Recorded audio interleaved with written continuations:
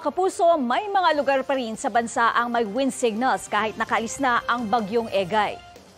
Ayon sa Pag-asa, nakataas ang signal number 2 sa Batanes, northwestern portion ng Cagayan kasama ang Babuyan Islands at northern portion ng Ilocos Norte. Signal number 1 naman sa Pangasinan, La Union, Ilocos Sur, nalalabing bahagi ng Ilocos Norte at ng Cagayan, Buong Apayao, Kalinga, Mountain Province, Ifugao, Abra, Benguet, Isabela, Quirino, Nueva Vizcaya at sa northern portion ng Aurora, Nueva Ecija at ng Tarlac. Namataan ang mata ng bagyong Egay 255 kilometers kanluran ng Itbay at Batanes. Naging bagyo na rin ang binabantayang low pressure area sa labas ng PAR mga kapuso ha. Namataan iyan 1,585 kilometers silangan ng Eastern Visayas. Base sa forecast track ng Pag-asa, posibleng lumakas hanggang sa maging typhoon ang nasabing bagyo. Sa Sabado o Linggo, papasok sa ating PAR ang bagyong tatawaging Falcon.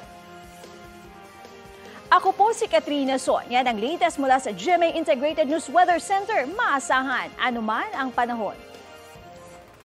Maging updated sa mga maiinit na balita, maaari pong mapanood ang Balitang Hali at iba pang award-winning newscast sa youtube.com/GMA News.